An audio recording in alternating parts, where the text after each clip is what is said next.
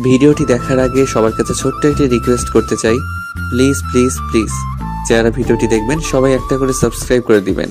আপনাদের ভালোবাসা পেলে এমন ভিডিও আরও উপহার দিব।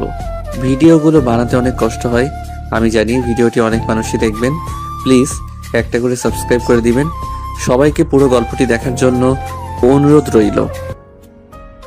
যান্ত্রিক শহরের মানুষ যন্ত্রের মতোই ছুটে চলেছে প্রতিনিয়ত।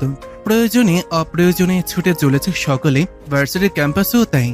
কিছু শিক্ষার্থী ছুটে চলেছে ক্লাস অ্যাটেন্ড করার জন্য, আর কেউ বা বাড়ি ফেরার তাড়ায়। পুরো ক্যাম্পাস জুড়ে ছড়িয়ে ছিটিয়ে আছে শিক্ষার্থীরা। ক্লাস টাইম শেষ করে অনেকেই গ্রুপ ধরে বসে রয়েছে মাঠের সবুজ ঘাসের ওপর। নিত্যদিনের মতো অনেকে গানও ধরেছে, তবে অন্য সকল দিনের মতন আজ আর সেসব মন করল না রাফিদের। ভাদ্র মাসের গরমে নাজেহাল অবস্থা সকলের। 3 বন্ধু বটগাছতলায় বসে আছে। বেশ কিছুক্ষণ যাবৎ ইফতি আর সাদিক খেয়াল করছে তাদের প্রিয় বন্ধুর মুখে আজ কোনো রা নেই। কারণ জানতে চেয়েও বেশি সুবিধা করতে পারছে না তারা। হুট করে এক মেয়ে দৌড়ে উপস্থিত হয় সেখানে।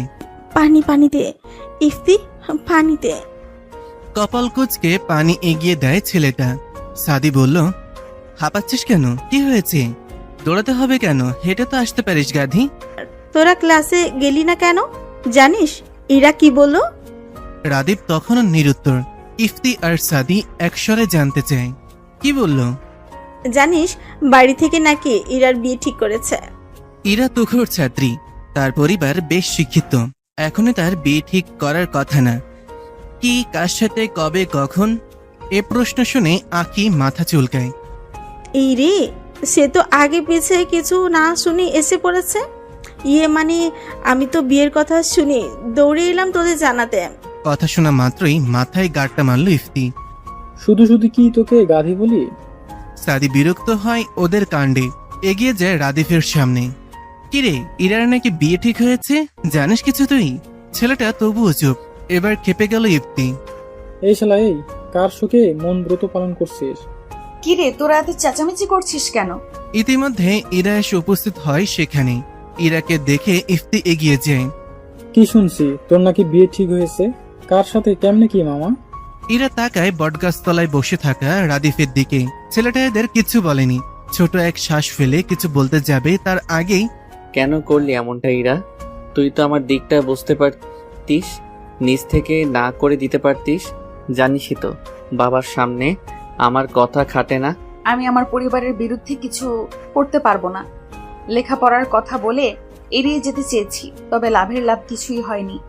এদের কথোপকথনে ইফতি, সাদি আর আঁকি যেন নীরব দর্শক, কিছু বুঝতে পারছে না এরা কি বলছে। ধৈর্যের সীমা পেরিয়ে ইফতি চেঁচিয়ে ওঠে। কি হচ্ছে এখানে, বলবি কিছু? তার থেকে জোরে চিৎকার করে ওঠে রাদীপ। আমার সাথে বিয়ে ঠিক হয়েছে ইরার। 3 জনের মাথায় যেন বাজ পড়ল। এই কেমন কথা? এর জন্য সকাল থেকে রাদীপ মুখে তালাবদ্ধ করে রেখেছে। কারো মুখে রানী। নাদিয়ার সাথে আমার 3 মাসের সম্পর্ক ইরা। মেয়েটাকে কি জবাব দেব আমি? এই সিরিয়াস মুহূর্তে নাদিয়ার কথা ওঠায় তেলে বেগুনে জ্বলে ওঠে সাদি। তুই ওই নাদিয়া পাদিয়ার সাথেই ইরার তুলনা করছিস? তোর প্রাণপ্রিয় সাদিয়া কতটা ধরে কতটা ছাড়া হিসাব আছে? রাদীপ রাগ করে কিছু বলতে যাবে, কিন্তু ইরা থামিয়ে দেয়। দেখ রাফিদ, তোর আর নাদিয়ার সম্পর্কের কথা চিন্তা করেই আমি না করতে চেয়েছিলাম, কিন্তু রফিকুল চাচু আর বাবা নাকি আমাদের ছোটবেলাতেই বিয়ে ঠিক করে রেখেছিল। এরপর তো আর কথা চলে না। রাদীপ কিছু বলে না। রাদীপের মুখাবয়ব দেখে ইরার মন আকাশে মেঘ জমে। রাদীপের বাবা আর ইরার বাবা বন্ধু, সেই কারণেই রাদীপ আর ইরা ছোটবেলার বন্ধু। ছোটবেলায় রাদীপ আর ইরার বিয়ে ঠিক করে রাখা হয়েছিল, তবে তারা দুজন জানতই না এই বিষয়ে। রাদীপ আর ইরা ছোটবেলা থেকে খুব ভালো বন্ধু, যাকে বলে বেস্ট ফ্রেন্ড। ইরার ভাবনার মাঝে ভেসে আসে রাদীপের কণ্ঠ। দেখ ইরা, তুই আমার বেস্ট ফ্রেন্ড। ছোটবেলা থেকেই আমরা বন্ধু। অন্য নজরে কখনো দেখিনি তোকে। নাদিয়াকে পছন্দ করতাম, এখন ওর সাথে সম্পর্ক। তুই কি সাজিয়াকে ভালোবাসিস? রাদীপকে কথা শেষ করতে না দিয়ে ইরা প্রশ্ন করে। ইরার এহেন প্রশ্নে রাদীপ চুপ করে যায়। নাদিয়া মেয়েটাকে ফার্স্ট দেখে ভালো লেগেছিল তার, পরে প্রেমের প্রস্তাব দিলে রাজি হয়ে যায় মেয়েটা। রাদীপ তো নিজের মধ্যে নাদিয়ার জন্য ভালোবাসা অনুভব করেনি কখনো। ইরা নিজের প্রশ্নের জবাব না পেয়ে বলতে থাকে, দেখ রাফিদ, নিজেকে সময় দে। তুই কি নাদিয়াকে সত্যিই ভালোবাসিস? যদি তাই হয়, আমি যে কোনো মূল্যে বিয়েটা ভেঙে দিব। বলেই আর দেরি না করে ব্যস্ত পায়ে হাঁটা ধরে। এখানে তার দম বন্ধ হয়ে আসছে। সাদি তাকিয়ে থাকে ইরার যাওয়ার পানি। আর কেউ জানুক আর না জানুক, সে তো জানে ইরা সে স্কুল জীবন থেকেই রাদীপকে পছন্দ করে। রাদীপ, বিয়েতে তোর আপত্তি থাকলে করিস না, তবে নাদিয়া মেয়েটা ভালো না। এতদিন ভেবেছি তুই টাইম পাস করছিস, এইভাবে কিছু জানাইনি। ইফতির কথায় রাদীপের কপালে চিন্তার ভাঁজ। কি প্রমাণ আছে তোর কাছে? একটু আগে নাদিয়াকে পুরাতন ভবনে যেতে দেখেছি, সেখানে তার কি কাজ থাকতে পারে? থাকতেই পারে কোনো কাজ। তুই এইভাবে মানবি না। এই সাদি, ধর তো, বেটাকে আজ দেখিয়ে নিয়ে আসি। বাসে প্রবেশ করতে দেখতে পায় রাদীপের মা এসেছে। এগিয়ে যায় ইরা, কুশল বিনিময় করে তার সাথে। ইরাকে ডেকে লতিফা বেগম পাশে বসান। পছন্দ হয় নাকি তোর? পাশ থেকে লাল খয়েরি রঙের বেনারসি শাড়ি দেখিয়ে বললেন কথাটা। অনেক বেশি সুন্দর চাচি, নিশ্চিত তুমি পছন্দ করেছো। লতিফা বেগম খুশিতে গদগদ হয়ে উত্তর করে, হ্যাঁ রে, তোর চাচুর আর সময় কোথায়? আমি একাই সব কেনাকাটা করেছি। ইরার মুখে তখনও লোক দেখানো হাসি বিদ্যমান। বড় এক শ্বাস নেয় সে। চাচি, বলছিলাম কি, রাফিদের মতটা নিলে ভালো হতো না? রাদিফের আবার মত কিরে? ওর বাবা যা বলবে তাই। একটা মাত্র ছেলে আমার, যাকে তাকে ছেলের বউ বানাবো নাকি? কি বুঝে ওই ছেলে জীবনের? তুই চিন্তা করিস না, বিয়ের পর সব ঠিক হয়ে যাবে।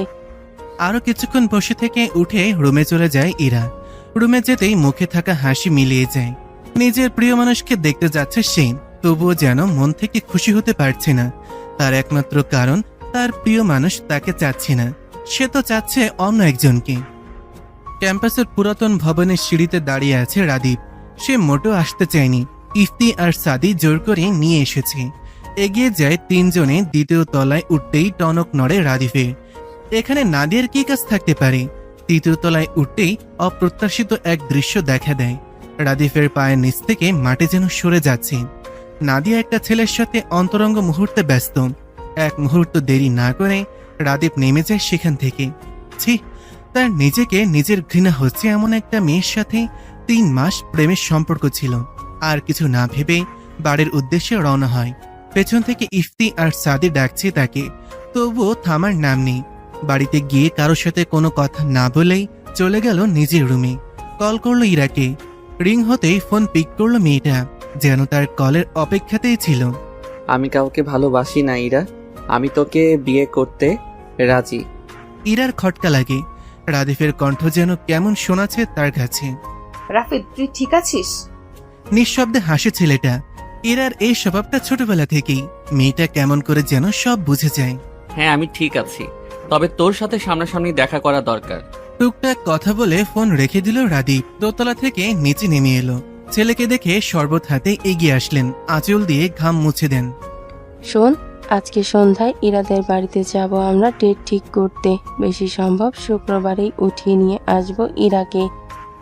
আজই তো বুধবার, আর হাতে মাত্র একদিন। এত তাড়াতাড়ি কি আছে বুঝলাম না। একটু সময় দেবে তো আমাদের? বিয়ের পর অনেক সময় পাবি। মায়ের উত্তর যেন প্রস্তুত থাকে সদাই। রাদীপ আর কথা বাড়ায় না। তখনই ফোনটা বেজে ওঠে। স্ক্রিনে তাকিয়ে বিরক্তি যেন বেড়ে গেল। নাদিয়া মেয়েটা কল করেছে। কল না ধরে ব্লক করে দিল ডাইরেক্ট। নিজের প্রতি বিরক্ত লাগছে। কি মেয়ের সাথে সম্পর্কে ছিল সে? ছি, প্রেমিকার সাথে অন্য এক ছেলের ওইরকম দৃশ্য দেখার পরও তার বিন্দুমাত্র কষ্ট লাগেনি, বরং ঘৃণা হচ্ছে নিজের প্রতি। ইরার রুমে বসে আছে রাদীপ।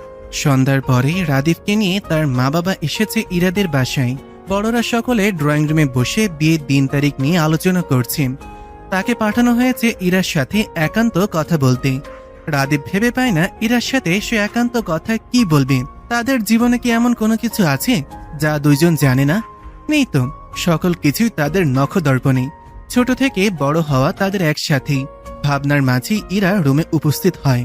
চায়ের কাপ এগিয়ে দিতে দিতে বলে, নে তোর চা। উফ, এত গরম পড়েছে আজ। আজ বাদে কাল বউ হবি আমার, তুই তুকারি করছিস কেন? রাদীপের কথায় খানিকটা লজ্জা পেল ইরা। তবে ছেলেটাকে বুঝতে দেওয়া যাবে না। মেয়েকে রাগ দেখাতে ভেঙচি কাটল। তাই বলে কি তোকে এখন ও গো কি গো হ্যাগো বলতে হবে? পারবো না আমি। রাদীপ কপাল কুঁচকে ফেলে। এই মেয়ে তো তাকে 2 পয়সার সম্মান দেবে না, আর কখনো না দিয়েছে। অথচ ছেলেটা জানেই না মেয়েটা তার জন্য আদর্শ বউ হওয়ার প্রশিক্ষণ নিচ্ছে। কিছুক্ষণ চুপ থেকে রাদীপ মুখ খুলে, দেখ ইরা, তুই আমার বেস্ট ফ্রেন্ড হিসেবে অদ্বিতীয়া, তবে এক ছাদের নিচে আমাদের জীবন কেমন হবে আমরা জানি না। তাই আমার কিছু সময় লাগবে নিজেকে গুছিয়ে নিতে।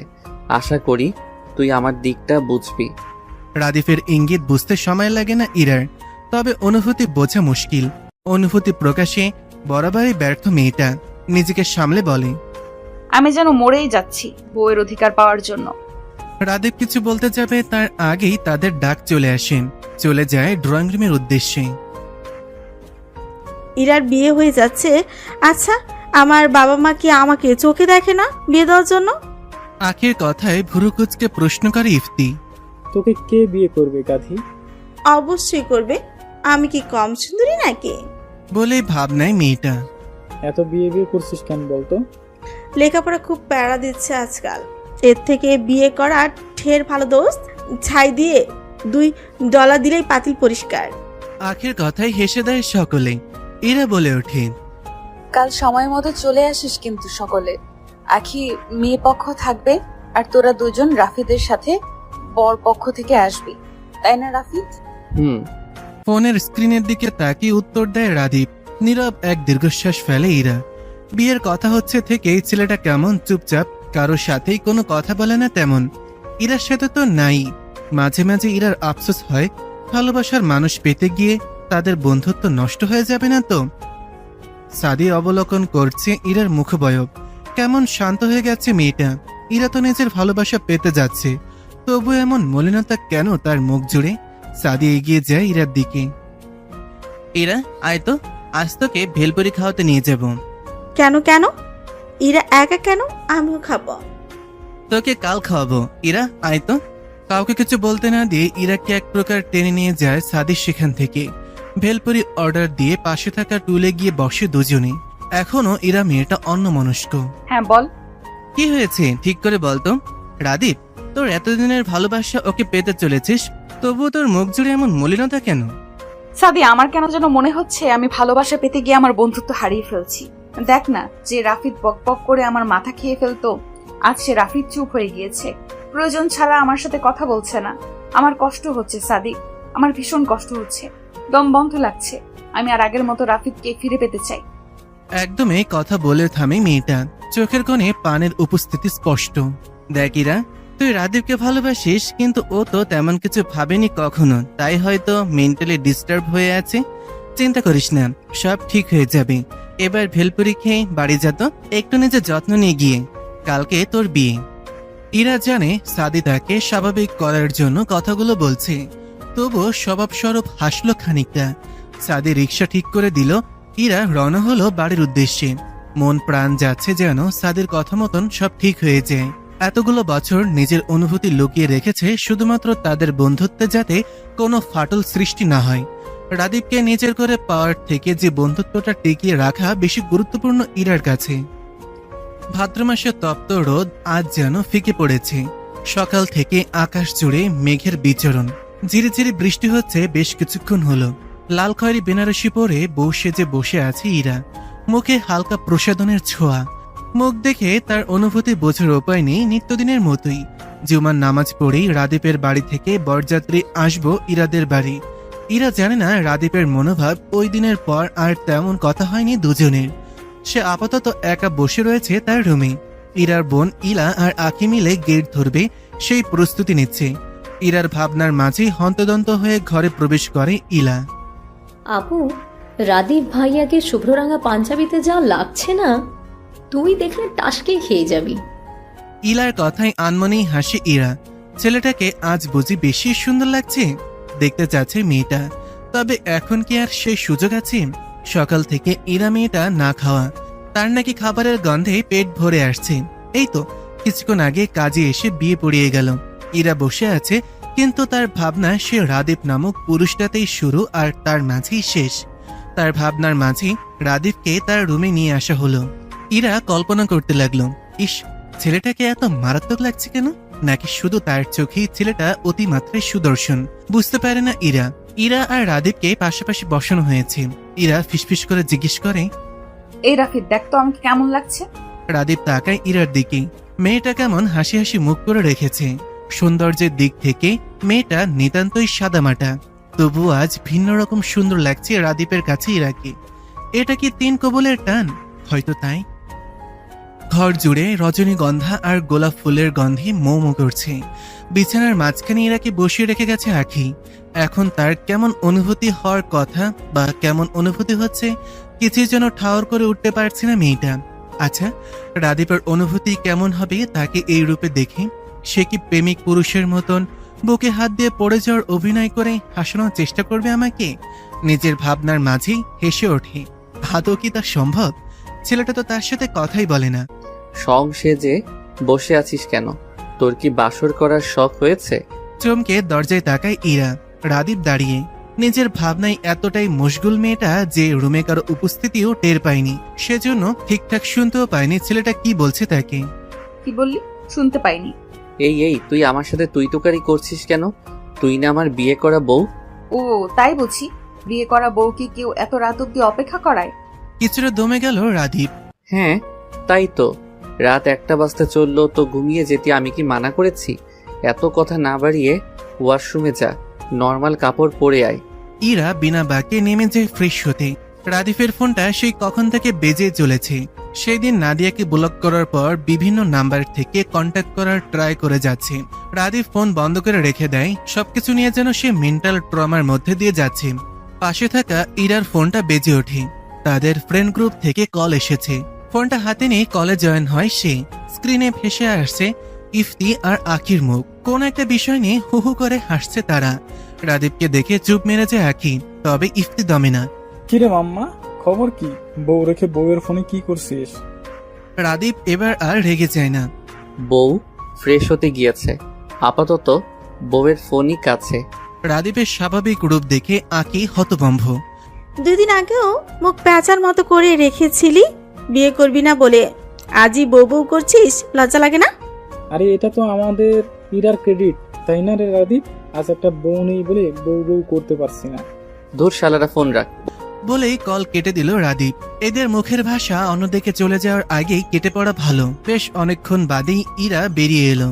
রাদীপের হাতে তখনও ইরার ফোন। কে কল দিয়েছিল রাফিদ? রাদীপ এ প্রশ্নের উত্তর দেয় না, বরং পাল্টা প্রশ্ন করে। ইমন কে এরা? ইরা ভুরু কুচকায়। হঠাৎ এই প্রশ্ন? আরে ইমন তো আমার খালাতো ভাই হয়। তোর সাথে দেখা হয়েছে তো তোর মনে নেই? ওর সাথে তোর এত কি কথা? ইরার কুচকানো ভ্রু আরো সংকুচিত হয়। রাদীপ তো কখনো এমন ভাবে জিজ্ঞাসাবাদ করে না তাকে। এমনি আমরা সমবয়সী সেই হিসাবে।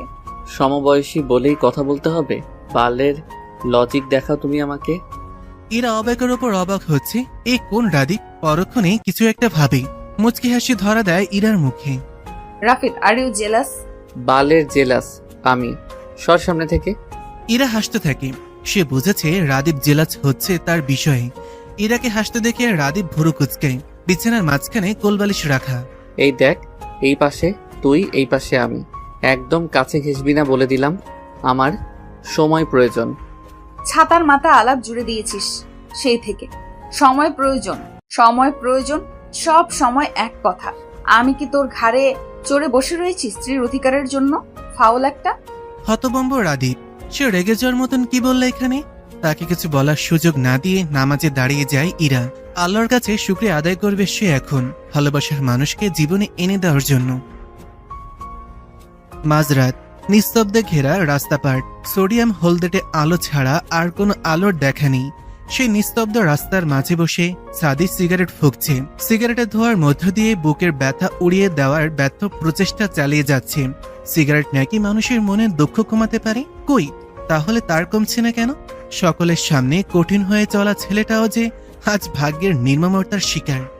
কথায় বলে না, একজন তার মনের মানুষ পেয়ে গেলে তৃতীয় পক্ষ কষ্ট পাবি।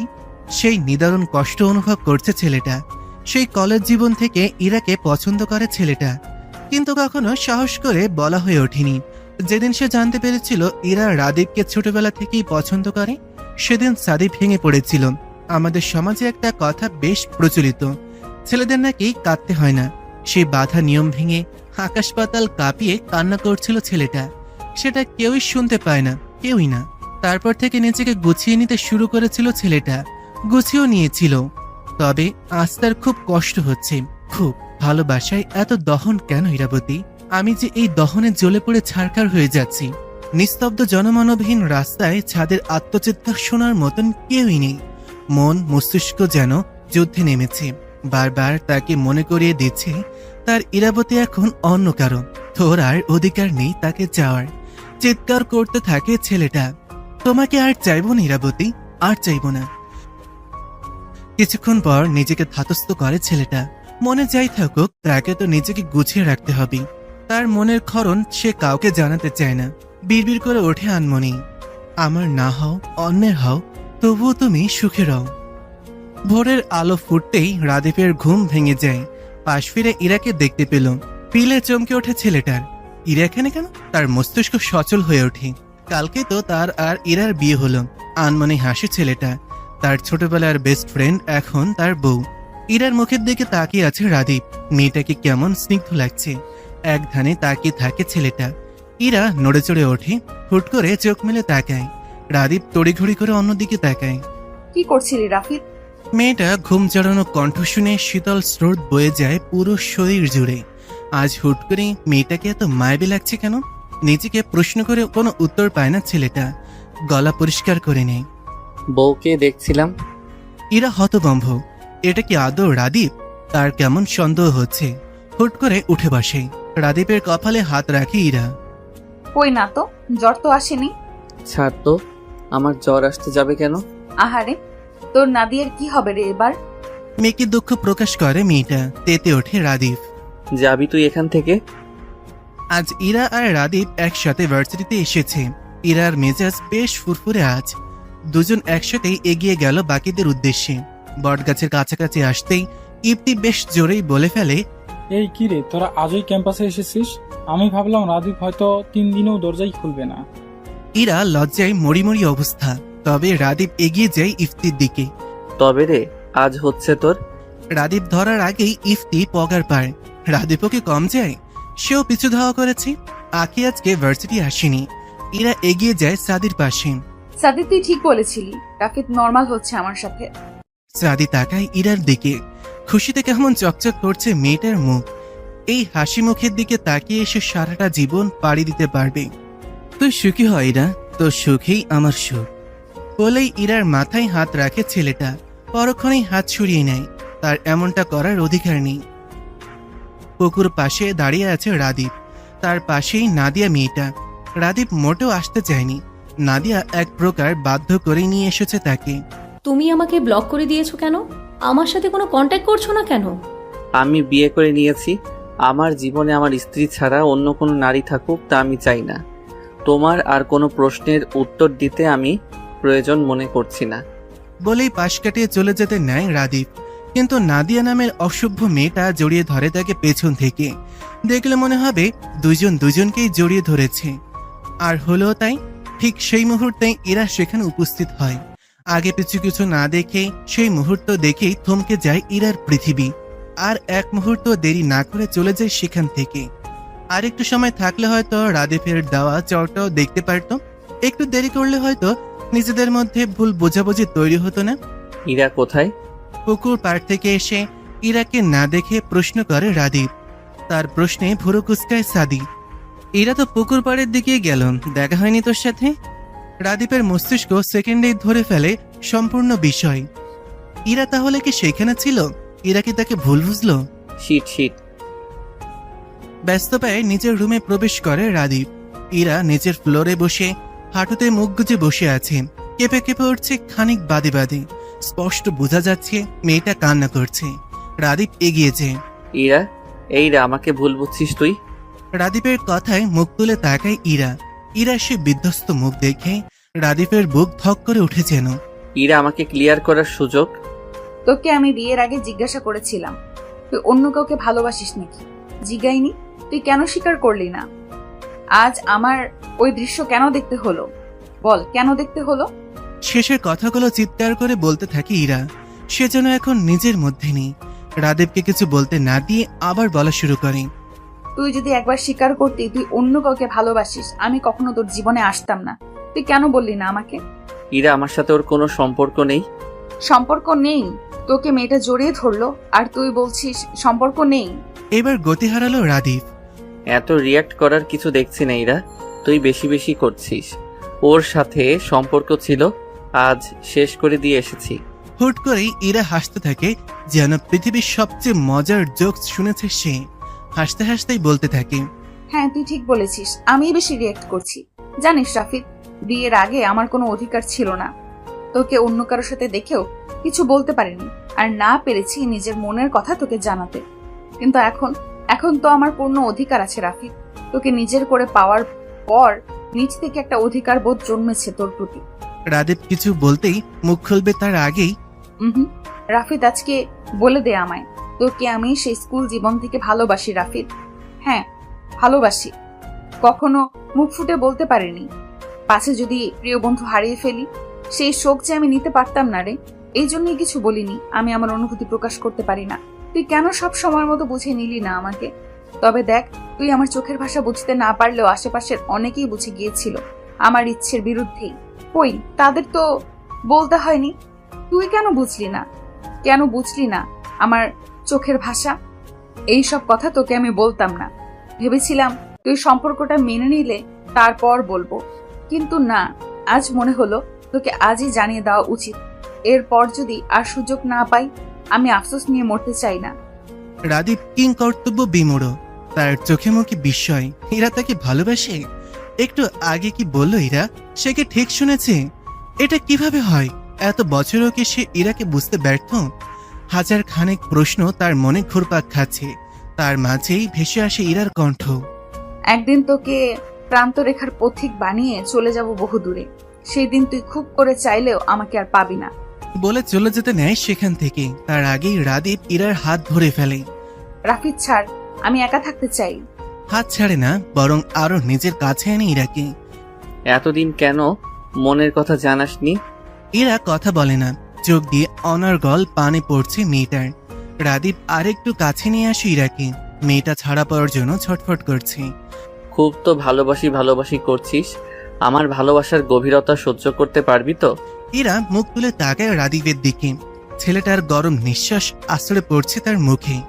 রাদীপের কথা তার মাথায় বাজছে। কি বলল ছেলেটা? ভালোবাসার গভীরতা মানে? তার ভাবনার মাঝে রাদীপ ইরার কানে ফিসফিস করে, আমি ছুঁয়ে দিলে সামলাতে পারবি তো নিজেকে? বাবার অফিসে টুকটাক কাজ গুছিয়ে নিচ্ছে রাদীপ।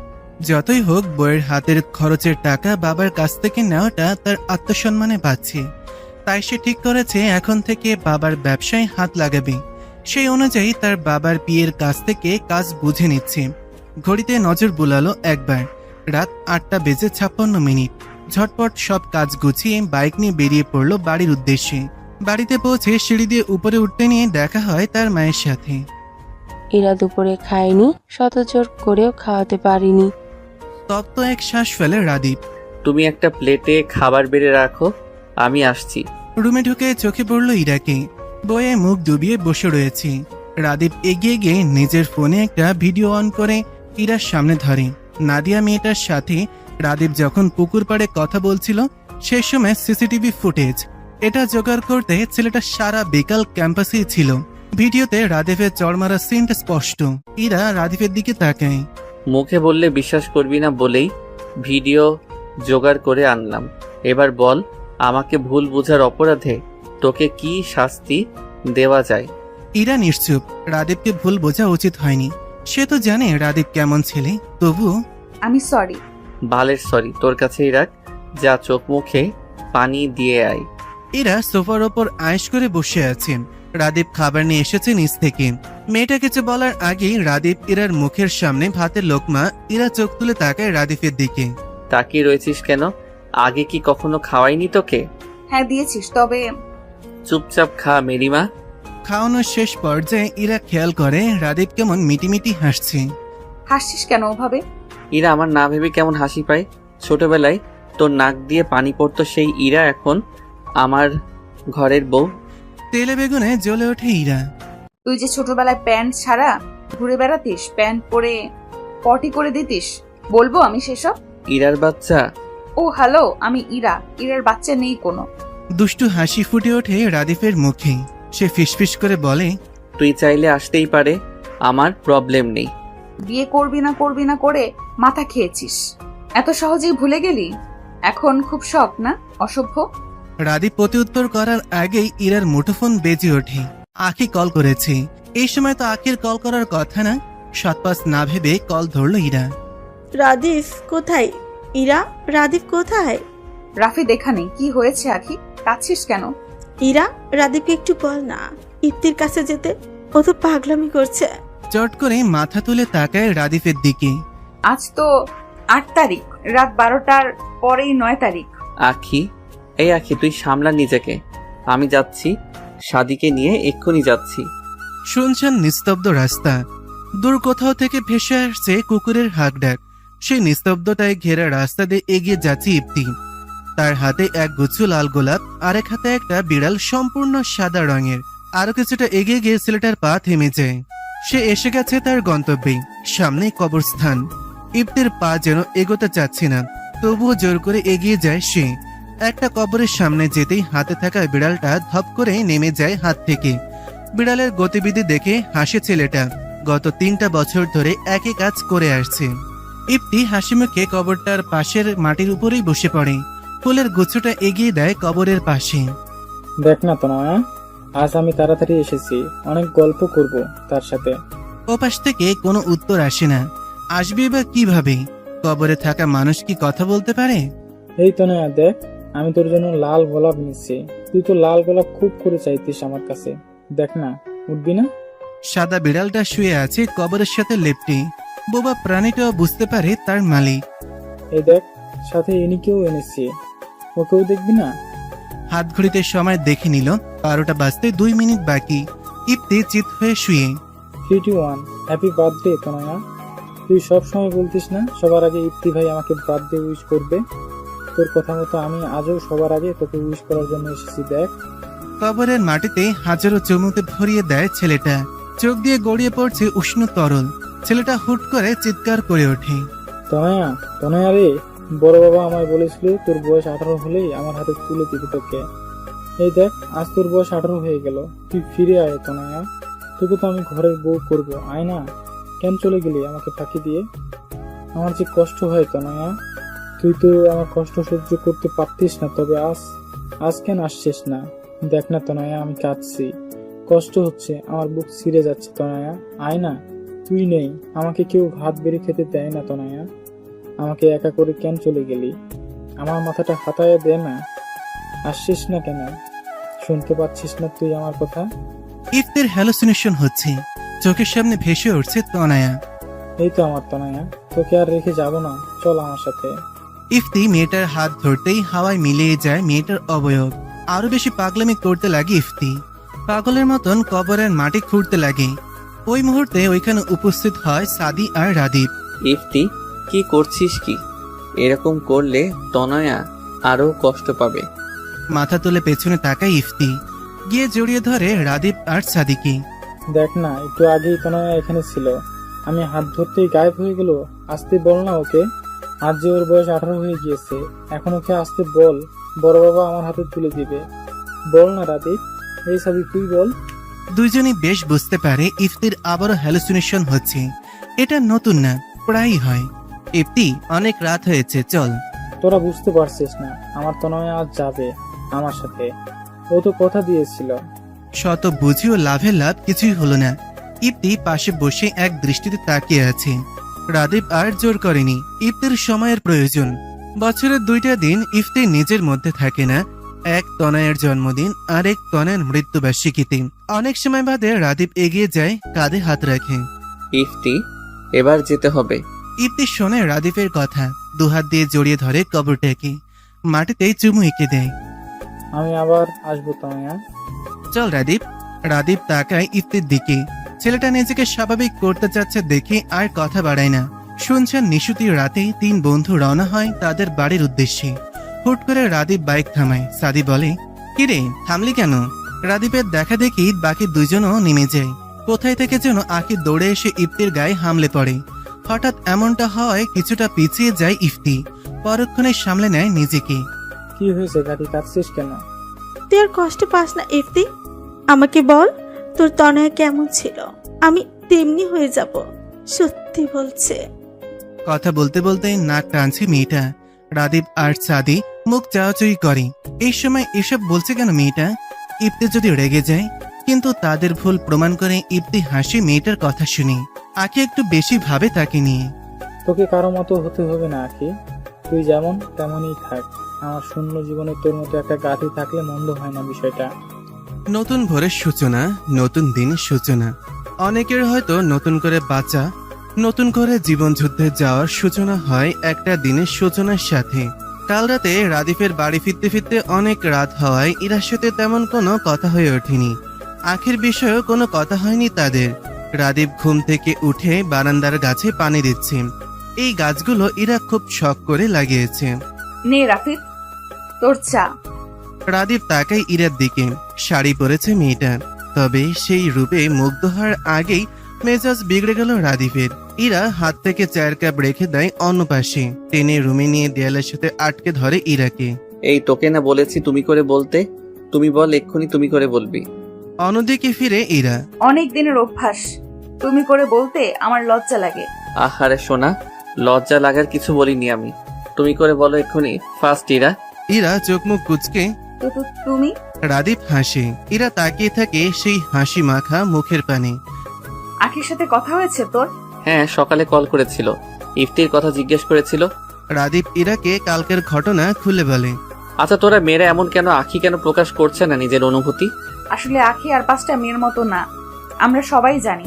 ওর মধ্যে বাচ্চা মোটা রয়ে গিয়েছে, হয়তো ও নিজেই নিজের অনুভূতি বুঝতে অক্ষম। রাদীপ বুঝমানের মতন মাথা নাড়ে। হুট করে প্রশ্ন করে, আজ শাড়ি পরেছিস কেন? আজ নাকি তোর থুরি থুরি তোমার নানু বাড়ির লোক আসবে, তাই পড়তে বললো মা। রাদীপ কিছু বলল না। ইরা আর দেরি না করে নিচে নেমেছে। ইরার তড়িঘড়ি করে যাওয়া দেখে আনমনেই হাসে রাদীপ। ইফতির বড় চাচার মেয়ে তনয়া। ইফতির বাবা মারা যাবার পর থেকেই তারা বড় চাচার সাথে থাকত। বড় চাচার একমাত্র মেয়ে তনয়া তখন ইফতির নেওটা। সব কাজেই তার ইফতি ভাইয়াকে লাগবেই। মাঝে মাঝে ইফতি বিরক্ত হতো, কিন্তু দিন যাওয়ার সাথে সাথে ইফতি কেমন যেন মেয়েটার মায়ায় জড়িয়ে পড়ে। তনয়া শৈশব থেকে কৈশোরে পদার্পণ করার পর যেন ইফতিকে নিয়ে তার পাগলামো বাড়তে থাকে। একদিন হুট করে বাবার কাছে গিয়ে বলেই ফেলল ইফতিকে সে বিয়ে করবে। ইফতির চাচি ইফতিকে তেমন একটা পছন্দ করতো না, তবে তনয়ের বাবা ইফতির প্রতি মেয়ের আসক্তি দেখে তাদের বিয়ে পড়িয়ে রেখেছিল খুব গোপনে। কথা ছিল তনয়ের 18 বছর হলেই মেয়েকে ইফতির হাতে তুলে দেবেন। কিন্তু হায়, ভাগ্যের নির্মম পরিহাস। বিয়ে হওয়ার ঠিক 1 সপ্তাহের মাথায় মেয়েটার নাক মুখ দিয়ে রক্তবমি করতে থাকে। মেয়ের অবস্থা দেখে বাবা আর ইফতি হসপিটালে নিয়ে যায়। সেখানে গিয়ে হয়তো ইফতি তার জীবনের সব থেকে বড় সত্যের সম্মুখীন হয়েছিল। তনয় মেয়েটার ব্লাড ক্যান্সারের লাস্ট স্টেজ চলছিল, অথচ প্রাণোচ্ছল মেয়েটা জানতো না মরণ ব্যাধি রোগ বাসা বেঁধেছে তার ভেতর। টানা 3 দিন হসপিটালে মৃত্যুর সাথে পাঞ্জে লড়ে পৃথিবীর মায়া ত্যাগ করে মেয়েটা। মৃত্যুর দ্বার প্রান্তে এসো মেয়েটা শক্ত করে ধরে রেখেছিল ইফতির হাত। তার শেষ কথা ছিল, ইফতি ভাই, আমি চাই আমার অবর্তমানে তোমাকে কেউ যত্ন করুক। আমি তোমার প্রথম স্ত্রী হিসেবে তোমাকে অনুমতি দিলাম বিয়ে করার। এটাই আমার শেষ ইচ্ছে। ইফতি সেদিন মেয়েটাকে কোনো উত্তর দিতে পারেনি। অবুঝ মেয়েটা যেন সেদিন বুদ্ধিমতী হয়ে গিয়েছিল। নিজের মৃত্যুর পরোয়া না করে সে ভেবেছিল ইফতির ভালো থাকা নিয়ে। ভালোবাসা এমনও হয়, তার ভালোবাসা হয়তো এমনই ছিল। কাল রাতে ইফতিকে আর বাড়ি ফিরতে দেয়নি। সাদি নিজের বাসায় নিয়ে এসেছিল। সাদি চা নিয়ে রুমে আসে। ইফতি ঘুম থেকে উঠেছে আরো কিছুক্ষণ আগে। 2 বন্ধু চা খাচ্ছে একসাথে বসে। সাদি ইফতিকে কিছু বলতে চাচ্ছে, তবে ছেলেটা যদি আবারও উত্তেজিত হয়ে পড়ে সেই ভেবে চুপ রয়েছে। 7-5 না চিন্তা করে বলেই ফেলল, দেখ ইফতি, অনেক বছর তো হলো, এবার নিজেকে নিয়ে কিছু ভাব, গুছিয়ে নে জীবনটা। আমি নিজেকে গুছিয়েই রেখেছি সাদি, তবে বছরের 2টো দিন আমি নিজের মধ্যে থাকি না, আর না কখন থাকতে পারবো। আখির দিকটা একটু ভেবে দেখলে হয় না? আখি কি চায় ও তো নিজেই জানে না, নিজের অনুভূতি সম্পর্কে এখনো অবগত নয়। ওর থেকে বেশি হয়তো আমি নিজেই জানি ওর অনুভূতি। তাহলে তুই নিজ থেকে কিছু করছিস না কেন? ইফতি পূর্ণ দৃষ্টিতে তাকায় সাদির দিকে। তুই পেরেছিস নিজের মনে অন্য কাউকে জায়গা দিতে? সাদি বিস্ময় নিয়ে ইফতির দিকে তাকায়। নিজের অনুভূতি প্রকাশ করবি না, তাই বলে কি তোদের কিছুই আমি বুঝতে পারি না? ইফতি, তুই ভুল বুঝছিস, তেমন কিছুই না আসলে। ইরাকে ভালোবাসিস না? অস্বীকার করতে পারবি? বাসতাম, তবে এখন আর বাসি না। আর আমি চাই না এই বিষয়ে আর কেউ জানুক। আচ্ছা, তা ঠিক আছে, কিন্তু নিজেকে নিয়ে ভাবা উচিত তোর। আমি এইভাবেই ঠিক আছি। ইরা এখন ভালো আছে, খুশি আছে, আর ওর খুশিতেই আমি খুশি। ইফতি আর কিছু বলে না। ভালোবাসা এমন এক সংক্রমণ যার সংস্পর্শে এলে কঠিন থেকে কঠিনতম মানুষও নরম হতে বাধ্য। ভালোবাসা মানুষকে যেমন বাঁচতে শেখায়, ঠিক তেমনি অনেকে মৃত্যুর দিকে ঠেলে দেয়। নিজের ভালোবাসার মানুষের সুখের কথা চিন্তা করে সাদির মতন হাজারো প্রেমিক পুরুষ নিজ ভালোবাসা বিসর্জন দিয়ে দেয় নির্দ্বিধায়। ইস, কি নিদারুণ বিসর্জন, কি নিদারুণ ভালোবাসা। অফিসের কাজ শেষ করে রাদীপ বাড়ি আসছে। রাস্তার পাশে ফুলের দোকান দেখে হুট করে বাইক ব্রেক করে নামে। দাঁড়িয়ে ভাবতে থাকে, আচ্ছা, যদি ইরার জন্য ফুল নিয়ে যায়, মেয়েটাকে খুশি হবে? নিজের ভাবনায় রাদীপ এবার নিজেই অবাক। ইরা সবসময় নিজে থেকে তার কাছে ফুল চেয়ে নিত। আজ সে নিজেই ইরার জন্য ফুল কিনতে আগ্রহ প্রকাশ করছে। বিয়ের পর কিছু কি বদলায়নি তার মাঝে? এই তো, বদলেছে অনেক কিছু। রাদীপ তার অনুভূতি ঠাওর করতে পায় না মাঝে মাঝে। আবার সে এত ভাবতেও চায় না। জীবন তো তাকে ভালোই রেখেছে। বন্ধু হিসেবে ইরার জুড়ি মেলা ভার। রাদীপ জানে স্ত্রী হিসেবেও ইরা অপূর্ব। নির্দিষ্ট ফুল খুঁজতে একটু দেরি হলেও কয়েক দোকান ঘুরে ইরার সব থেকে পছন্দের ফুলটাই নিল রাদীপ। ইরা গুনগুন করে গান গাইছে আর বিছানা ঠিক করছে। একটু আগে তাদের বন্ধুদের গ্রুপে কথা হয়েছে। ইফতি নিজেকে সামলে নিয়েছে, আর আঁকি সে তো আগের মতোই। কখন কি করে সে নিজেই বুঝে না। আনমনেই হাসে ইরা। বন্ধুদের মধ্যে আঁখির বিষয়ে সকলেই জানে যে ইফতিকে এসে পছন্দ করে, শুধু মেয়েটা কখনো তা স্বীকার করে না। হাতের কাজ শেষ করে ড্রয়িং টেবিলের সামনে যেতেই তার নাকে এক সুন্দর সুবাস আসে। খুশি হয়ে যায় মেয়েটা। এটা তো দোলন চাপার ঘ্রাণ। পরক্ষণে মেয়েটা ভীত হয়। আশেপাশে তো দোলন চাপা ফুলের গাছ নেই, এত রাতে সে ফুলের ঘ্রাণ পাচ্ছে কেন? দরজা ভেতর থেকে লাগানো।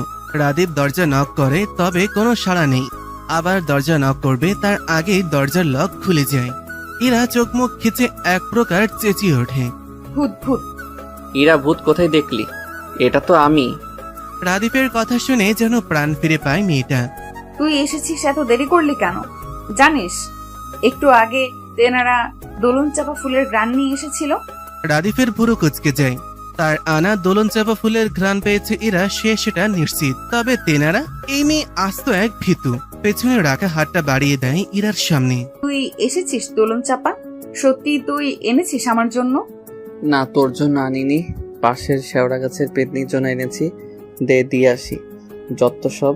ভাবলাম একটু প্রেমী পুরুষের মতো হাঁটু গেড়ে বসে ফুল দেব। ছ্যা ছ্যা ছ্যা, সেসব কি আর আমার কপালে আছে? সর সামনে থেকে। ইরা রাদীপের কোনো কথাই কানে নিল না। সে তার প্রিয় দোলন চাপা পেয়েছে প্রিয় মানুষের কাছ থেকে। এর থেকে কি আর চাওয়ার থাকতে পারে তার? রাদীপ তাকিয়ে আছে ইরার দিকে।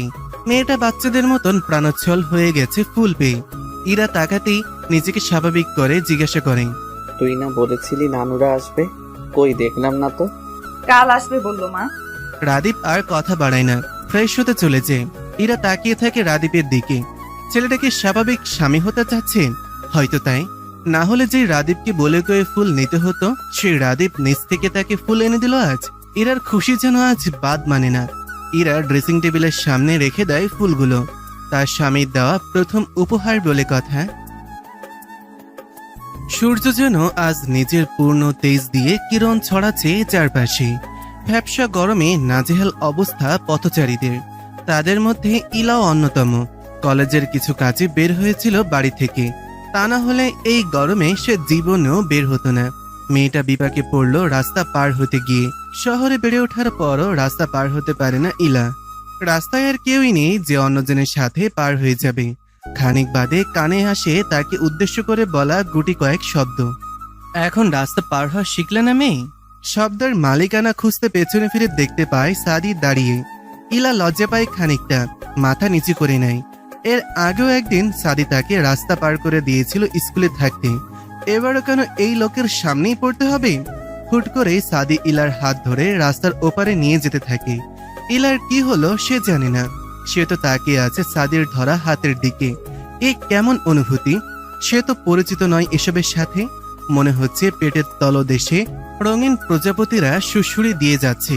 তার অযাচিত ভাবনার মাঝে মানবটা হাত ছেড়ে দেয়, তার ভাবনা সুতাও ছেড়ে যায়। রাস্তা পার হতে শিখো মেয়ে, প্রতিবার কিন্তু আমি থাকবো না বাঁচানোর জন্য। থাকলে মন্দ হয় না। মুখ ফসকে বেরিয়ে গেল কথাটা কেমন। ইলা অপ্রস্তুত হয়ে পড়ে। ইলার কথাই হেসে ওঠে ছেলেটা। বেশ কথা শিখে গেছো দেখছি। ইলা কি শুনলো সাদির কথা? কি জানি, সে তো ওই মানবের হাসি মাখা মুখের দিকে তাকিয়ে। পুরুষ মানুষের হাসি এত সুন্দর হয়? মেয়েটা কি আগে কখনো এমন হাসতে দেখেনি তাকে? দেখেছে তো, তখন কেন এত মুগ্ধতা প্রকাশ পায়নি? নিজের ভাবনার কোনো উত্তর পায় না ইলা। ইলার এক ধ্যানে তাকিয়ে থাকায় খেয়াল করে কিছুটা শব্দ করলো সাদি। মেয়েটা ভাবনার জগৎ থেকে বাস্তব জীবনে টপকে পড়লো। কি এত ভাবো? প্রেম করছো নাকি আজকাল? আর কোথায় যাচ্ছিলে? এতগুলো প্রশ্ন অগ্রাহ্য করে উত্তর দেয়। কলেজে যাচ্ছিলাম ভাইয়া, আজ তাহলে আসি। কথা শেষ করতেই পা চলতে থাকে, যেন কত ব্যস্ত সে। সাদি তাকিয়ে থাকে মেয়েটার যাওয়ার পানে। মেয়েটাকে লজ্জা পেল। ইলা হুট করে পেছনে ফেরে। আপনার হাসি মারাত্মক সুন্দর। মেয়েটা আর দেরি করে না, হুট করে দৌড়ে চলে যেতে থাকে। কিছু কিছু সময় মনের অবদ্ধ ইচ্ছাগুলো পূরণ করতে হয়, যেমনটা ইলা করলো। এদিকে সাদি হতভম্ব, আনমনে বিড়বিড় করে বলে, মেয়ে মানুষ পিথাগোরাসের উপপাদ্যের চেয়েও জটিল। সকাল থেকে ইরা শাশুড়ির সাথে রান্নাঘরে। রাদীপ আজ ভার্সিটি গিয়েছে। রাদীপের নানু বাড়ির সবাই আসবে আজ নতুন বউ দেখতে। সেই সুবাদে ইরার বাড়ির সবাইকেও দাওয়াত করা হয়েছে আজ। রাদীপ আসার সময় ইফতি, সাদি আর আকিকে সাথে করে নিয়ে আসবে। সেসবের তোড়জোড় চলছে সকাল থেকে। সব রান্না রাদীপের মা একা হাতে করলো, ইরা হাত লাগিয়েছে তাতে। রান্নার কাজ প্রায় শেষের দিকে, তখন ডোরবেল বেজে ওঠে। লতিফা বেগম ব্যস্ত পায়ে ছুটে গেলেন। ইরাও বেরিয়ে এলো রান্নাঘর থেকে। হাঁটো ছুঁই ছুঁই ওয়েস্টার্ন ড্রেস পরা এক মেয়ে জড়িয়ে ধরে আছে লতিফা বেগমকে। ইরাকে দেখে লতিফা বেগম কাছে ডাকলেন, ইরা এদিকে আয়, পরিচয় করিয়ে দেই। ও হচ্ছে আমার ভাইয়ের মেয়ে লিজা। ইরা এগিয়ে গিয়ে কুশল বিনিময় করলো, তবে মেয়েটা বোধহয় খুব বেশি খুশি হলো না ইরার উপস্থিতিতে। রাদীপের নানি এগিয়ে যায় ইরার কাছে। এ মা, তুমি এখনো সকালের বাসি পোশাক পরোনি কেন মেয়ে? বাড়ি থেকে কিছু শিক্ষা পাওনি নাকি? স্বামীর সাথে এক বিছানায় ঘুমিয়ে সেই কাপড় না পাল্টে কেমনে ঘুরে বেড়াইতেছো? তিনি আগের যুগের মানুষ, তবে সব দিকেই তার চোখ থাকে সব সময়। মায়ের কথায় পরিবেশ স্বাভাবিক করতে লতিফা বেগম বললেন, আসলে মা, কাজের চাপ ছিল তো, তাই আমি বলেছি পরে গোসল দিতে। ইরা যা তো মা, এখন ঘরে গিয়ে ফ্রেশ হয়ে রেস্ট নে। রাদীপের নানু বাঁকা চোখে তাকালেন ইরার দিকে। তার নজর বুঝিয়ে দিচ্ছে তিনি মোটেও ইরাকে পছন্দ করছেন না। শাশুড়ির আদেশ পাওয়া মাত্রই আর দেরি করে না ইরা। এখান থেকে গেলে যেন হাঁপ ছেড়ে বাঁচবে সে। বাড়ি থেকে আমার বিয়ের কথা বলছে। কালে হাত দিয়ে মন মরা হয়ে কথাটা বলে আখি। আখির কথায় ছোটখাটো একটা বিস্ফোরণ ঘটে গেল ইফতির বুকে। বিয়ের কথা বলছে মানে? মামার বাড়ির আবদার নাকি? যে সে যাকে নিয়ে খুশি হতে চাইবে সেই চলে যাবে? এবার আর কিছুই যেতে দেবে না সে। আখিকে তার লাগবেই। ওই গাধিটার ভিত্তিহীন কথাবার্তা না শুনলেই তার জীবন তো অচল হয়ে পড়বে। তবুও ইফতি চুপ করে থাকে। ইফতিকে চুপ করে থাকতে দেখে সাদি মুখ খুলে, তা মন খারাপ কেন? তুই তো সেদিন বললি বিয়ে করতে চাস। ইফতি খুব করে চাচ্ছে এবার অন্তত মেয়েটা কিছু বলুক, তারপর সে সামলে নেবে। কিন্তু মেয়েটা তার আশায় এক বালতি জল ফেলে দেয়। বিয়ে হয়ে গেলে তো তোদের সাথে আড্ডা দেওয়া হবে না। আমি যে তোদের সাথে কথা না বলে থাকতে পারবো না। এবার মুখ খুলে রাদীপ, তো তুই এক কাজ কর, আমাদের গ্রুপের কাউকে বিয়ে করে ফেল, তাহলে ইরার মতো তুইও সব সময় আড্ডা দিতে পারবি। আকি এবার সরু চোখে ইফতির দিকে তাকায়। আবারও ছেলেটার দৃষ্টি শীতল। হতাশ মেয়েটা, হতাশ। প্ল্যান অনুযায়ী শেষ কথাটা বলেই ফেলে, আমাকে কি বিয়ে করবি? এই সাদি, বিয়ে করবি আমায়? মুখের কথা বলতে একটু দেরি হলো, আখের গালে কষিয়ে যাওয়ার মারতে একটুও সময় নেয় না ইফতি। আখির সাথে সাথে হতভম্ব সাদি আর রাদিফও। ইফতিকে হাইপার করে সত্যি বলাতে চেয়েছিল, কিন্তু এতে হিতে বিপরীত হয়ে গেল। এক প্রকার চেঁচিয়ে ওঠে ইফতি, ছেলে খেলা পেয়েছিস? যাকে পেতে চাইবো একবার, একজনের জীবন ছেড়ে চলে যাবে? আবার আরেকজন নিজ থেকে আমার সামনে অন্যের হতে চাইবে, তোকে আমি জ্যান্ত কবর দিব শালি। চোখ মুখ ঘিচে দাঁড়িয়ে আছে আখি, তবুও সে দমে যায় না। আজকে সে শুনবেই ইফতির মুখ থেকে। নিজেকে ধাতস্থ করে তুই তো তনয়কে ভালোবাসিস। হ্যাঁ হ্যাঁ বাসি, আমি তনয়াকে ভালোবাসি, কিন্তু তোকে আমার লাগবেই লাগবে, সেটা হোক তোর ইচ্ছায় কিংবা ইচ্ছার বিরুদ্ধে। কান্নার মাঝে হেসে দেয় মেয়েটা। স্থান কাল সময় না ভেবেই ঝাঁপিয়ে পড়ে ইফতির বুকে। ইফতিও টেনে নেয় বক্ষ গহব্বরে, এই গাধিকে তার লাগবেই। এদের কাণ্ড দেখে সাদি আর রাদীপ হেসে কুটি কুটি অবস্থা। দুপুরবেলা হয়, এদিকটায় শিক্ষার্থীর সংখ্যা একেবারেই নগণ্য, তাই এদের সুন্দর মুহূর্তটা নষ্ট করতে না দিয়ে অন্যদিকে এগিয়ে যায় দুই বন্ধু। তৃষ্ণার্ত দুই প্রেমিক প্রেমিকা একান্তই সময় কাটাক নিজেদের মতন করে। কাবাব মে হাড্ডি হবে কেন শুধু শুধু। লতিফা বেগমের কথা অনুযায়ী আজও শাড়ি পরেছে ইরা। রাদিফের নানি আগের দিনের মানুষ, কখন কোন ভুল ধরে ফেলেন বলা যায় না। নিজে পছন্দ করে ছেলের বউ এনেছে সে, অন্য কেউ তার খুদ ধরুক তা তিনি মোটেও চান না। শাওয়ার থেকে বেরিয়ে কানে এলো কলিং বেলের আওয়াজ, তার মানে বাড়ির সকলে চলে এসেছে। খুশিতে আত্মহারা হয়ে ছুটে যেতে চায় নিচে, কিন্তু হাই কপাল, এরার একটা বদ অভ্যাস, সে চুলের পানে ঝরায় না কখনো। চুল থেকে গড়িয়ে পানি পড়ছিল মেঝেতে, দেখতে না পেরে পিছলে পড়ে গেল মেয়েটা। ইরার ঘরের সকলেই উপস্থিত হয় মুহূর্তেই। নিজের কেমন লজ্জা লাগছে।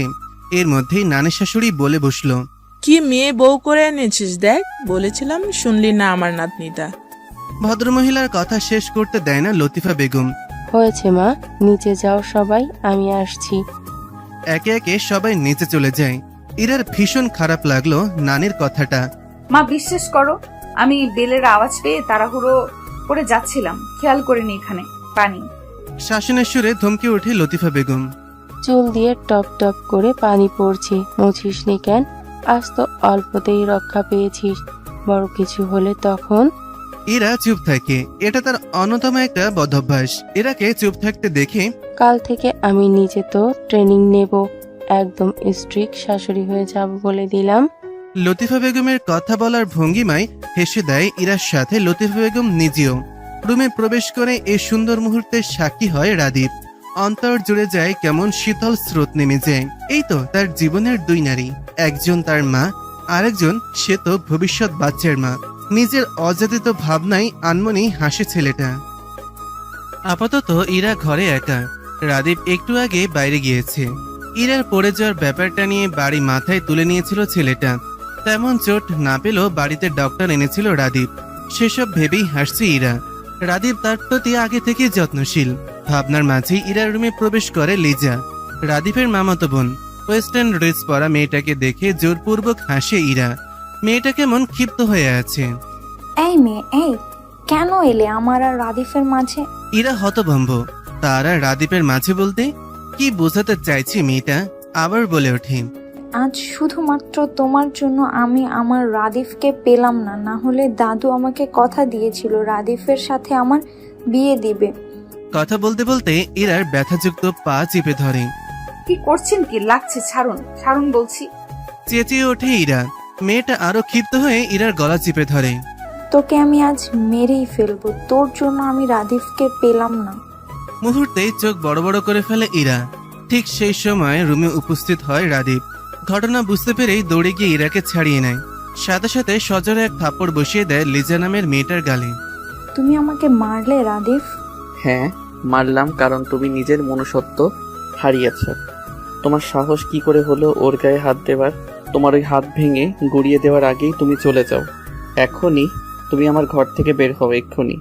রাদীপের বজ্র কণ্ঠে ভয় পেয়ে যায় লিজা। সে আর দেরি না করে নিচে গিয়ে দাদের কাছে নাকা কান্না জুড়ে দেয়। সবকিছু শুনে ভদ্রমহিলা নাতনিকে আশ্বাস দেন, তুই চিন্তা করিস না, ওই মেয়েকে আমি উচিত শিক্ষা দেব, এমন ভাবে শিক্ষা দেব যাতে সাপও মরবে, লাঠিও ভাঙবে না। ইরার গলায় বেশ ভালোভাবে দাগ বসে গিয়েছে, জায়গাটা লাল হয়ে আছে সম্পূর্ণ। রাদীপের দিকে তাকিয়ে প্রশ্ন করে ওঠে ইরা, লিজার সাথে তোর কিসের সম্পর্ক রাফিদ? মেয়েটা আস্ত এক সাইকো, বাড়িতে এলে আগে পিছে ঘুরতে থাকে। ওর সাথে আমার কোনো সম্পর্ক নেই। নিজ থেকে আমাকে বিয়ের প্রস্তাব দিয়েছিল, আমি না করে দেওয়ায় তোর সাথেই ব্যবহার। ইরা কিছু বলে না। ইরা, আজ বাড়িতে দাওয়াত, তোদের বাড়ি থেকে সকলে আসবে। আমি কোনো সিন ক্রিয়েট করতে চাচ্ছি না, তবে ওর কাজের শাস্তিও পাবে। তুই প্লিজ নর্মাল হ। ইরা এবারও নিশ্চুপ। রাদীপ ইরার আরো নিকটে চলে আসে। গলার লাল দাগ কমে আসছে খানিকটা। মাথা নিচু করে রক্তিম বর্ণ ধারণ করা জায়গাগুলোতে ঠোঁট ছুঁয়ে দিল পরম আবেশে। ইরা যেন জমে গেল সেইখানটাতেই। তার চোখ বন্ধ। এ কি করলো রাদীপ? এ কেমন অনুভূতির জানান দিচ্ছে? এই এই এই আমরা কিচ্ছু দেখিনি। হুট করে কারো কণ্ঠ শুনে ছিটকে পড়ে দুজন দুই দিকে। ইরা তো লজ্জায় মরিমরি অবস্থা। দরজায় দাঁড়িয়ে আছে ইফতি আর আখি। ইফতি এক হাত দিয়ে আখির চোখ ধরে আছে, আরেক হাত দিয়ে নিজের মুখের উপর দিয়ে আঙ্গুল ফাঁক দিয়ে চোখ বের করে রেখেছে। হয়েছে তোদের? এবার কি চোখ খুলবো? শালা এখন আর চোখ আটকে কি করবি? যা দেখার তো দেখেই নিয়েছিস। আয় ভিতরে আয়। ভেতরে আসতে আসতে উত্তর করে ইফতি। লে হালুয়া, এখানে আমার দোষ কি? আমি কি জানি তোরা দরজা খোলা রেখে ভিতরে রঙ্গলীলা করছিস? তোরা কি চুপ করবি এবার? ইরার ধমকে অফ হয়ে যায় ছেলে দুটো। তবুও থেমে নেই তাদের মিটমিটানি হাসি। এর মাঝে ইরার বাড়ির সকলে এসে পড়ে। পায়ে ব্যথা নেই, ইরা নিচে এসেছে। মানুষ বলে ওকে না পেলে আমি মরেই যাব। কাউকে না পেয়ে আসলে কেউ মরে না। জীবন তার নিজ গতিতে এগিয়ে যায়। কেটে যায় সময়। যেমন কাটছে সাদের জীবন। সে হেঁটে যাচ্ছে, উদ্দেশ্য নেই জানা। রাদীপের সাথেই ও বাড়ি যাওয়ার কথা ছিল, তবে সে মিছে বাহানা দিয়ে পরে যাবে বলেছে। সাদের ভেতরে চলছে মন মস্তিষ্কের লড়াই। মন বলছে ইরাকে অন্য ঘরে সে দেখতে পারবে না। অপরপক্ষে মস্তিষ্ক নিজেকে এতটা স্বার্থপর হতে সায় দিচ্ছে না। এতদিনের বন্ধুত্বের সম্পর্ক তাদের। তার নিজের স্বার্থের জন্য সে তো বন্ধুদের বাদ দিতে পারে না। এর মাঝেই পায়ের গতি কমিয়ে দেয়, রিক্সা ডেকে উঠে পড়ে। উদ্দেশ্য রাদীপের বাড়ি। জীবনে আর যাই হোক, বন্ধুত্ব বাদ দেওয়া যাবে না। পুরো ড্রয়িং রুম জুড়ে মানুষের আনাগোনা। পুরো ঘর ইফতি মাতিয়ে রেখেছে। আসর জমাতে একাই ওস্তাচ্ছে। সাদি এসে সেই কখন থেকে ডোরবেল বাজিয়ে যাচ্ছে, খুলছে না কেউ। রাদীপকে কল করার জন্য মাত্রই ফোন বের করেছিল, তার আগেই দরজা খুলে গেল। আরে ইলাজি, তোমার কলেজের কাজ শেষ? সকালবেলার কথা বলার জন্য ইলার অস্বস্তি হচ্ছে। নিচে তাকে নখ খোঁচাচ্ছে মেয়েটা। খুব কষ্ট উচ্চারণ করলো, জি জি ভাইয়া। সাদি আরো কিছু বলতে যাবে, তার আগেই ইফতি হাক ডাক শুরু। এই সাদি, ওখানে কি ঢাকার জ্যাম দেখা দিয়েছে নাকি? এগোচ্ছিস না কেন হলুদ ছাড়া? ইফতির কথাই ইলা সামনে থেকে সরে যায়। সাদি খেয়াল করলো ইলা যে অস্বস্তি বোধ করছে। হয়তো সকলের জন্য নিজের বলা কথার জন্যই। ভেতরে প্রবেশ করে সকলের সাথে কুশল বিনিময় করে সেও আড্ডায় ব্যস্ত করে ফেলে নিজেকে। মনের অবাধ্য অনুভূতিগুলো তাকে কষ্ট দিতে পারে না। দিনের সব থেকে সুন্দর সময় হয়তো দুপুরের পর থেকে সন্ধ্যা হওয়ার সময়টুকু। প্রখর রোদের তাপ কমে এসেছে। মাথার উপরে থাকা সূর্যটা হেলে পড়েছে পশ্চিমে। রোদ পড়ে যাওয়ায় বাড়ির ছোটরা সবাই মিলে ছাদে মাদুর পেতে বসেছে। বড়রা পাশে রাখা চেয়ারে বসে তাদের মতন আড্ডা দিচ্ছে। শুধু অনুপস্থিত লিজা। সেই ঘটনার পর আর ঘর থেকে বের হয়নি। এতে সব থেকে বেশি খুশি হয়েছে ইরা। মেয়েটাকে তার একটুও পছন্দ না। সবাই মিলে আলোচনা করে ঠিক করা হলো এখানে এখন ট্রুথ আর ডেয়ার খেলা হবে। ইলা গিয়ে খালি বোতল নিয়ে এলো। এবার এটা ঘোরানো হবে।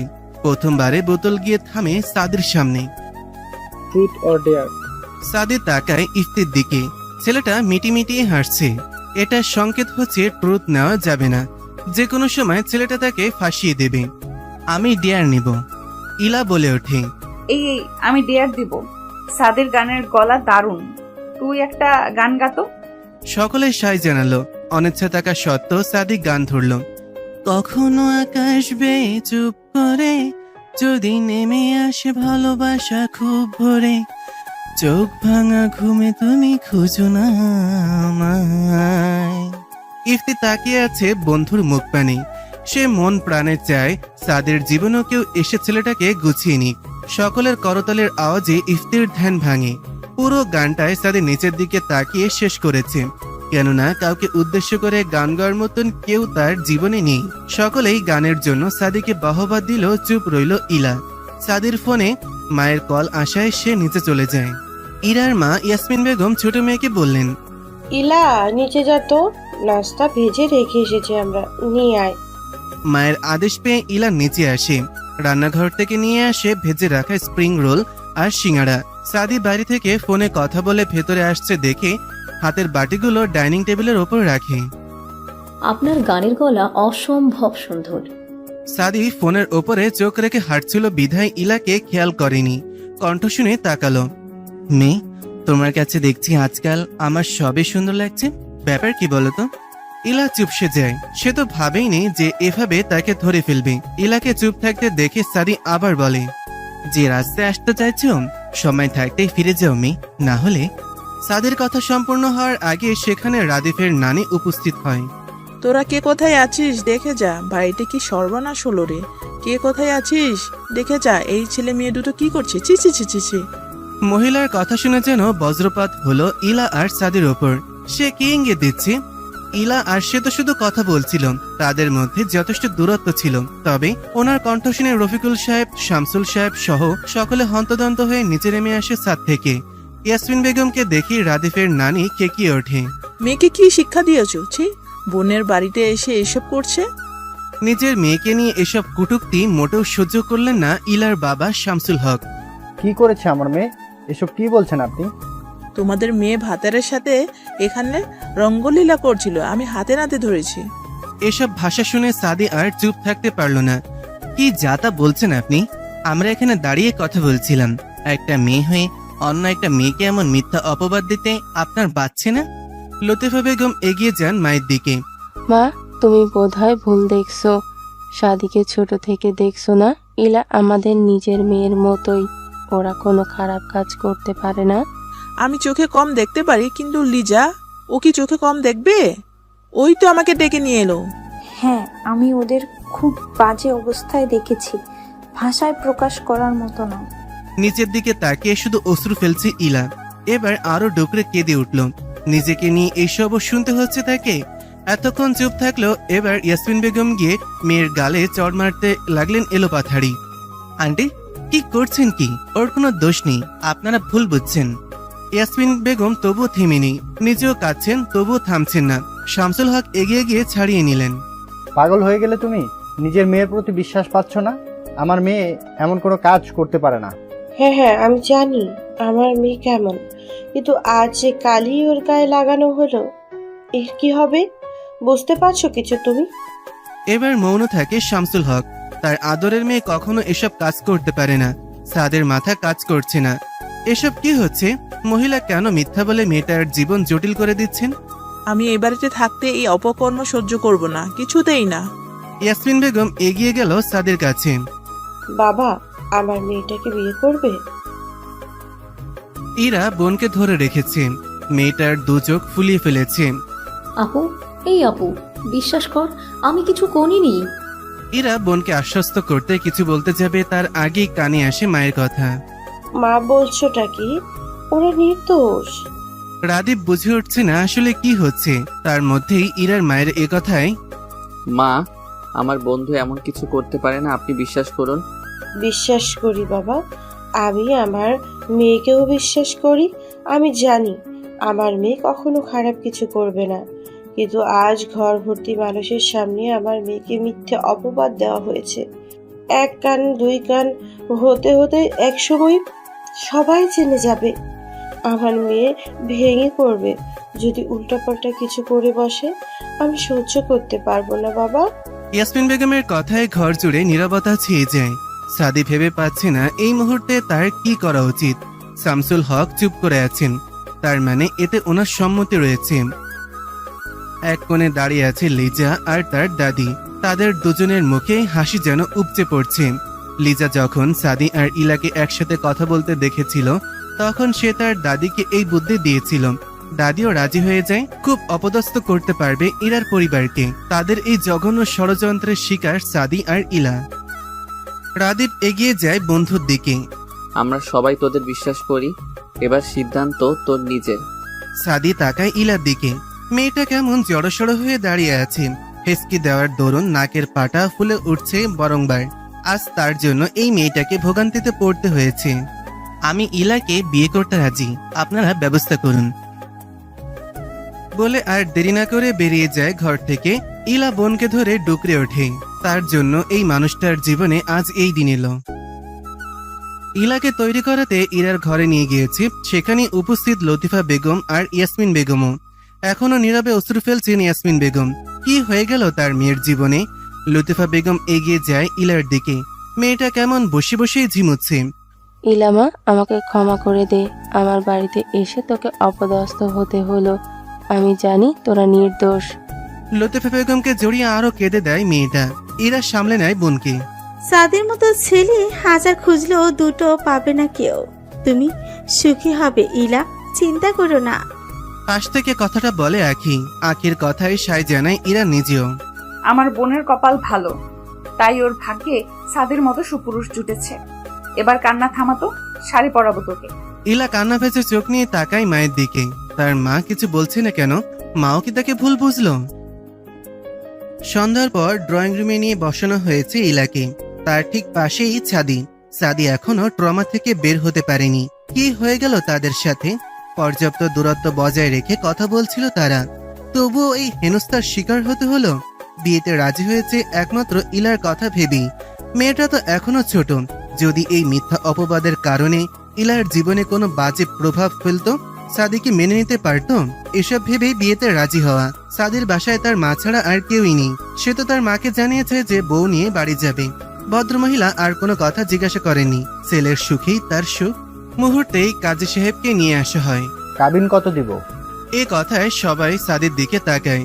যেহেতু তার পরিবারের কেউই এখানে নেই, তাকেই জানাতে হবে। সাদির সরল সহজ উত্তর, দিয়ে দিন আপনাদের যেমনটা ইচ্ছেন। আমি তো আর ছেড়ে যাওয়ার জন্য বিয়ে করছি না। সাদির কথায় ইলা তাকায় সাদির দিকে। তার জন্য লোকটার জীবনে আজ এমন দিন, তবুও কোনো অভিযোগ নেই। এত ভালো কেন ছেলেটা? ইলার মা ইয়াসমিন বেগম নিজের সিদ্ধান্তে খুশি হলেন। সঠিক ছেলের হাতে মেয়েকে তুলে দিতে পেরেছেন তিনি। কবুল বলতে বলায় বিনা বাক্য ব্যয় করে ছেলেটা কবুল করে নিল ইলাকে নিজের জীবন সঙ্গী হিসাবে। সাদে চাচ্ছে যত তাড়াতাড়ি এখান থেকে চলে যাওয়া যায়। এই বাড়িতে নিঃশ্বাস নিতেও তার অস্বস্তি হচ্ছে। বিয়ের কাজ শেষে শামসুল হক বললেন, মেয়েটাকে আমি কিছুদিন পর বিদায় দিতে চাই। যেহেতু বিয়ে আজ হয়েছে, আমার বউ আজই আমার সাথে আমার বাড়ি যাবে। সাদের এই এক কথায় ইফতি আর রাদীপ সব থেকে বেশি খুশি হলো।